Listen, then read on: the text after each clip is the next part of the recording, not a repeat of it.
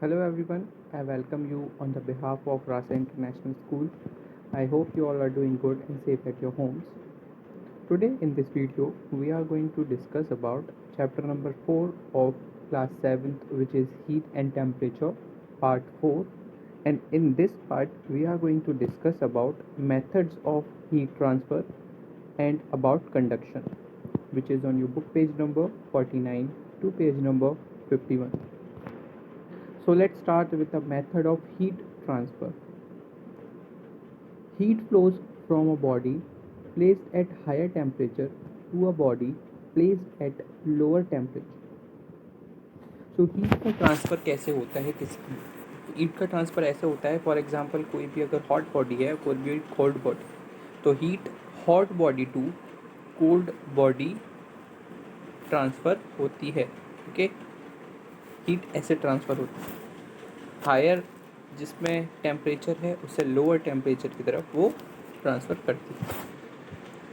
This phenomena is called transfer of heat and this phenomena known as transfer of heat. There are 3 modes by which heat can be transferred from one body to another: conduction, convection and radiation. And in this part we are going to discuss about conduction, first method of heat transfer. We have seen in the earlier examples that the metal objects become hot when they come in contact with hot liquid or solids.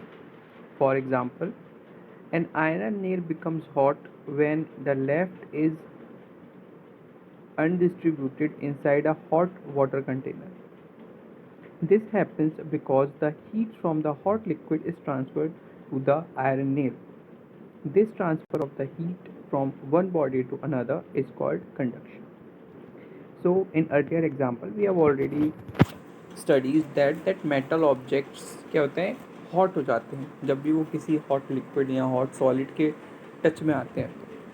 एक और example लेते हैं. For example किसी गर्म पानी में, ठीक है, हॉट वाटर में आप क्या डाल दें, एक आयरन नील डाल दें. आयरन नील मीन्स एक लोहे की कील डाल दें. उसको आप डालेंगे और फिर निकालेंगे तो आपको पता चलेगा कि वो गर्म हो चुकी है. जो आयरन नील है वो गर्म हो चुकी है. तो क्या हुआ, इसमें जो भी हॉट लिक्विड है, लिक्विड से जो हीट है वो कहाँ ट्रांसफ़र हुई, वो ट्रांसफ़र हुई आयरन नेल में. So this process of transferring of heat is known as conduction. Okay, conduction requires a medium of the transfer of heat. Conduction में हमेशा हमें क्या चाहिए होता है, कंडक्शन में हमेशा एक हीट ट्रांसफ़र के लिए एक मीडियम चाहिए होता है. It is not possible in vacuum. ये वैक्यूम में, निर्वात में, जहाँ पर एयर नहीं होती, वहाँ पर ये प्रेजेंट नहीं है. ठीक है, it is the most important thing in conduction that we need environment, we need medium. Okay, जिससे हीट का ट्रांसफ़र हो सके. Okay, when we heat solid metals, their particles vibrate vigorously. These vibrate particles collide with their neighboring particles and pass on their energy to others. The neighboring particles thus start moving further and the process continues. तो क्या होता है, how, कैसे ये metals गर्म हो जाते हैं. फॉर एग्जांपल अगर आप एक आयरन रॉड लें और उसका एक सिरा गर्म करें तो you can feel the heat to the next end. दूसरे एंड तक भी आपको हीट फील होगी. ये कैसे पॉसिबल है, इसलिए पॉसिबल है because the particles of the solid vibrate, बहुत ज़ोरों से वाइब्रेट करते हैं. और जैसे ही वो वाइब्रेट करते हैं तो क्या होता है, जैसे ही वो वाइब्रेट करते हैं तो वो एक अपनी एनर्जी को दूसरे वाले पार्टिकल में क्या कर देते हैं, भेज देते हैं. ठीक है, जिसकी वजह से पूरी आयरन रॉड क्या हो जाती है, गर्म हो जाती है. पूरी आयरन रॉड कैसे हो जाती है, हीट हो जाती है. ओके,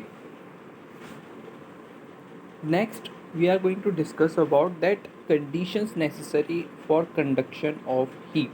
हीट की कंडक्शन के लिए क्या क्या कंडीशंस नेसेसरी हैं, क्या क्या चीज़ें इंपॉर्टेंट है, वो हम पढ़ें.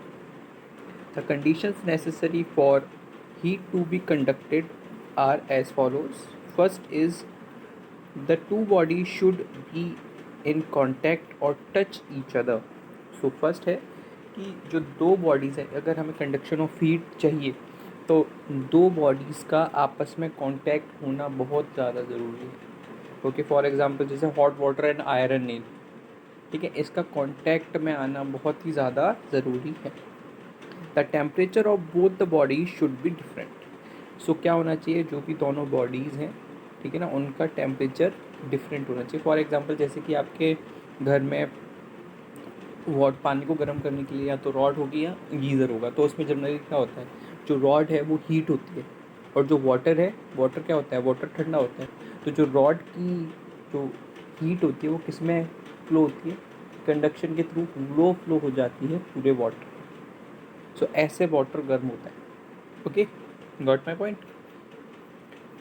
Now one more thing, we are going to discuss about the conductors and insulators, कि कंडक्टर्स क्या होते हैं और इंसुलेटर्स क्या होते हैं। Do all materials conduct heat in the same way? आपको क्या लगता है, जितने भी मटीरियल्स हैं प्रेजेंट है, तो सेम वे में हीट को कंडक्ट कर सकते हैं? मतलब जितना आयरन कर रहा है उतना प्लास्टिक करेगा, उतना रबर करेगा, ओके, या जितना एल्यूमिनियम कर रहा है या बाकी कोई मेटल करेगी या नॉन मेटल करेगी? Is it possible? Let's study, let's understand through an activity that different material conduct heat different. तो एक एक्टिविटी इसके लिए हम परफॉर्म करते हैं जो आप घर पर भी परफॉर्म कर सकते हैं। You will need a wooden skew stick, a metal skew stick and a plastic stick, a block of butter, an electrical kettle and glass। ये सब चीज़ें आपको चाहिए होंगी। तो इसमें आपको क्या करना है, 3 स्टिक लेनी है। एक तो स्टिक लेनी है आपको, किसकी लेनी है, एक वुड की चाहिए हमें, एक हमें प्लास्टिक की चाहिए, और एक हमें मेटल की क्या चाहिए, स्टिक चाहिए। और उसके ऊपर हम क्या कर देंगे, उसके ऊपर हम बटर के क्यूब्स लगा देंगे, और उन बटर के क्यूब्स को हम क्या करेंगे, हॉट वाटर में डाल देंगे। अब हम देखेंगे कि कौन सा बटर क्यूब सबसे ज़्यादा मेल्टेड है। Then we are going to find that कि सबसे ज़्यादा जो मेल्टेड होगा वो कौन सा होगा, वो ऑब्वियसली मेटल वाला होगा ज़्यादा, because metals are the good conductor of heat. Okay, चलिए, the butter cubes with metal stick will melt first. जैसे कि मैंने आपको बताया, जो भी मेटल स्टिक वाले बटर क्यूब्स हैं वो जल्दी क्या हो जाएंगे, वो मेल्ट हो जाए। This shows that all materials do not conduct the heat equally. Depending on the ability to conduct heat, substance can be classified as conductor or insulators. तो जितने भी मेटल्स होते हैं वो सेम वे में हीट कंडक्ट नहीं करते।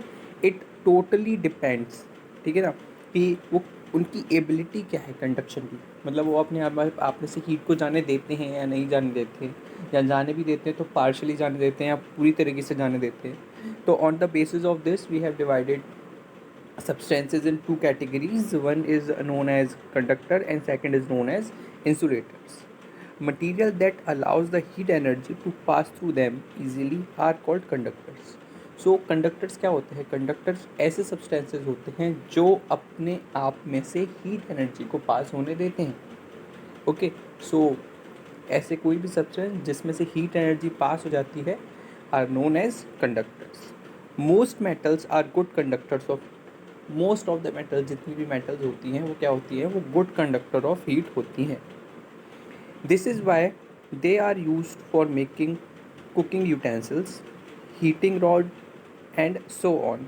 जितने भी मेटल्स होते हैं, जैसे कि आपको पता है, गुड कंडक्टर ऑफ हीट होती हैं, इसीलिए उनको हम खाना बनाने के जितने भी बर्तन होते हैं वो बनाने में यूज़ करते हैं, या फिर जो पानी गर्म करने वाली जो रॉड्स होती हैं उनको बनाने में हम यूज़ करते हैं, और बहुत सारी चीज़ों के लिए। Metals have free electrons. These electrons can move easily from one end of a substance to the other, carry heat along with them. Silver is the best conductor of heat. तो क्या होता है जनरली, ये metals good conductor क्यों होते हैं heat के, because metals है फ्री इलेक्ट्रॉन्स, इनमें क्या होते हैं, फ्री इलेक्ट्रॉन्स होते हैं, और ये free electrons can move freely to the one end to the another end of a substance. एक एंड से दूसरे एंड तक बहुत आराम से क्या होता है, मूव कर सकते हैं। और साथ में ये इलेक्ट्रॉन पता है क्या करते हैं, अब जब ये मूव कर रहे होते हैं तो हीट एनर्जी को अपने साथ क्या करवाते हैं, मूव करवाते हैं। इसलिए क्या होता है, दिस इज द, ऐसे ये मेटल्स गुड कंडक्टर होते हैं हीट के। एंड सिल्वर इन सब में से क्या है, बेस्ट कंडक्टर है हीट का, silver. Okay. Materials that do not allow the heat energy to pass through them easily are called insulators. अब conductor हमने पढ़ लिया.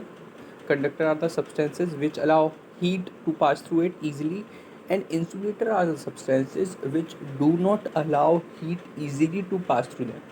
मतलब इनमें से हीट आराम से पास नहीं हो सकती है. Plastic, wood, glass, air, water, paper, cloth and rubber are insulators. So these are some examples of insulators. Okay. Liquid and gases are poor conductor of heat. Those materials that trap air inside them, their fiber, are excellent insulator like wool, fur, foam and feather. तो generally क्या होता है, कुछ ऐसे materials होते हैं जो जिसमें हमें क्या करते हैं, जिसमें एयर ट्रैप हो जाती है. फॉर एग्जांपल जैसे कि वूल, तो वो क्या होता है, वो इंसुलेटर होता है. ठीक है, अच्छे इंसुलेटर होते हैं हीट के. जनरली हीट और जो वो होता है लिक्विड एंड गैसेज, वो इंसुलेटर होते हैं और बहुत अच्छे इंसुलेटर होते हैं.